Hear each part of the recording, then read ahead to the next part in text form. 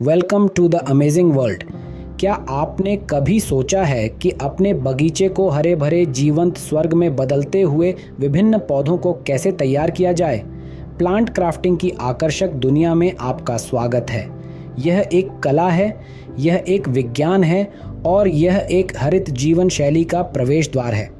Grafting, budding और layering द्वारा हम अपने पसंदीदा पौधों के अद्वितीय मजबूत संस्करण बना सकते हैं। हम गुलाब, आम के पेड़, एडेनियम और जेड पौधों की शिल्पकारी की खोज करेंगे जो आपके बगीचे में एक अनूठा स्पर्श लाएंगे।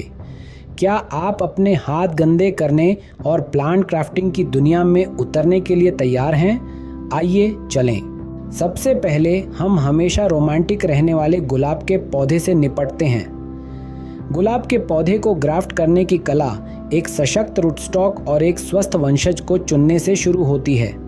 रूटस्टॉक, जो ग्राफ्ट का निचला भाग है, मजबूत और रोग मुक्त होना चाहिए, जबकि स्कोन, ऊपरी भाग, आपकी पसंदीदा गुलाब की किस्म का होना चाहिए। गुलाब की ग्राफ्टिंग में समय महत्वपूर्ण है। ग्राफ्टिंग का सबसे अच्छा समय पौधे की सुप्त अवधि के दौरान होता है, आमतौर पर देर से सर्दियों या शुरुआती वसंत में। एक बार जब आप सही समय चुन लेते हैं तो अगले चरण में ग्राफ्ट बनाना शामिल होता है। इस प्रक्रिया में सटीकता की आवश्यकता होती है क्योंकि सफल संलयन के लिए आपको रूटस्टॉक और स्कोन दोनों की कैम्बियम परतों को संरेखित करने की आवश्यकता होगी। ग्राफ्ट बनने के बाद की देखभाल का समय आता है। जलभराव से बचने के लिए ग्राफ्टेड क्षेत्र को ग्राफ्टिंग टेप या मोम और नियमित रूप से पानी से सुरक्षित रखें, लेकिन ध्यानपूर्वक। यहाँ से बस नियमित निगरानी और थोड़े से धैर्य की आवश्यकता है। और वहाँ हमारे पास एक सुंदर कलम से तैयार गुलाब का पौधा है। अगला, उष्णकटिबंधीय आनंद, आम का पेड़। उष्णकटिबंधीय पसंदीदा रसदार आम के पेड़ की ओर बढ़ते हुए, आम के पेड़ को तैयार करना एक आकर्षक प्रक्रिया है। यह सब रूटस्टॉक और डंठल के चयन से शुरू होता है। रूटस्टॉक एक स्वस्थ युवा आम का पेड़ होना चाहिए, जबकि वंशज एक परिपक्व फल देने वाले पेड़ से चुना जाता है, यह सुनिश्चित करते हुए कि हमें वे वांछनीय गुण विरासत में मिलते हैं। आम के पेड़ों के लिए सबसे उपयुक्त ग्राफ्टिंग विधि को वेज ग्राफ्टिंग या क्लेफ्ट ग्राफ्टिंग के नाम से जाना जाता है। इसमें रूटस्टॉक के तने में एक विभाजन बनाना और स्कोन को सम्मिलित करना शामिल है। तब तक दोनों एक साथ बंधे रहते हैं जब तक वे एक में विलीन नहीं हो जाते। एक बार ग्राफ्ट हो जाने के बाद की देखभाल का समय आ जाता है। पौधे को कुछ हफ्तों के लिए छायादार क्षेत्र में रखें और लगातार पानी देने का कार्यक्रम बनाए रखें। युवा ग्राफ्ट को कठोर मौसम की स्थिति से तब तक बचाएं जब तक कि वह स्वयं उनका सामना करने के लिए पर्याप्त मजबूत न हो जाए। इसके साथ ही हमारे पास एक आशाजनक आम का पेड़ है, लेकिन हम यहीं नहीं रुक रहे हैं। हमारे पास तैयार करने के लिए एडेनियम और जेड पौधे हैं। अब हम अपना ध्यान विदेशी एडेनियम और आकर्षक जेड पौधों की ओर लगाते हैं। सबसे पहले आइए एडेनियम की आकर्षक दुनिया में उतरें।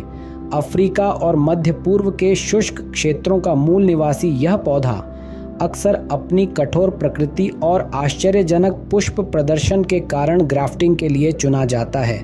एडेनियम को ग्राफ्ट करने की प्रक्रिया में रूटस्टॉक में वी आकार का कट बनाना शामिल है। फिर हम कट में वांछनीय एडेनियम किस्म का एक वंशज डालते हैं। फिर दोनों हिस्सों को एक साथ सुरक्षित रूप से तब तक बांधा जाता है जब तक कि वे आपस में जुड़ न जाएं। ग्राफ्टिंग के बाद सही देखभाल प्रदान करना महत्वपूर्ण है। पौधे को गर्म, अच्छी रोशनी वाली जगह पर रखें, लेकिन शुरुआत में सीधी धूप से बचें। नियमित रूप से पानी देने और संतुलित उर्वरक से स्वस्थ और जीवंत एडेनियम सुनिश्चित होगा। अब आइए जेड प्लांट में गियर शिफ्ट करें। यह सदाबहार झाड़ी अपनी अनुकूलन क्षमता और आकर्षक पत्ते के कारण ग्राफ्टिंग के लिए एक लोकप्रिय विकल्प है।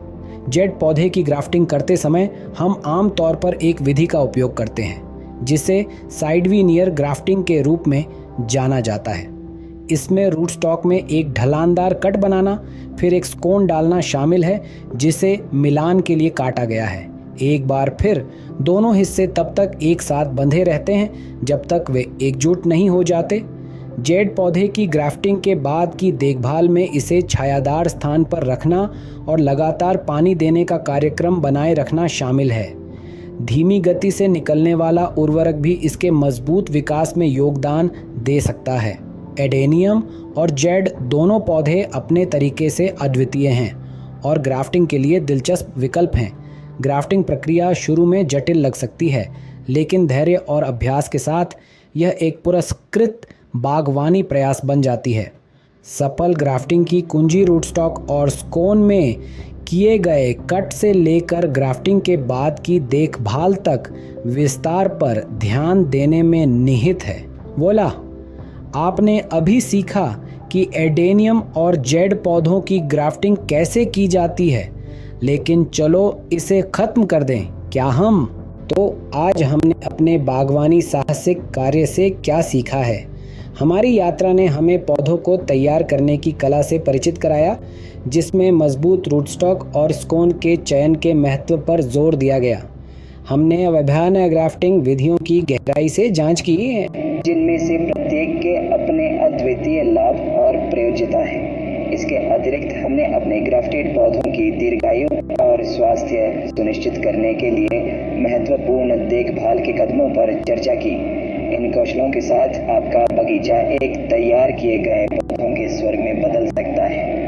शुभ बागवानी। If it is worth watching, please like, share and comment.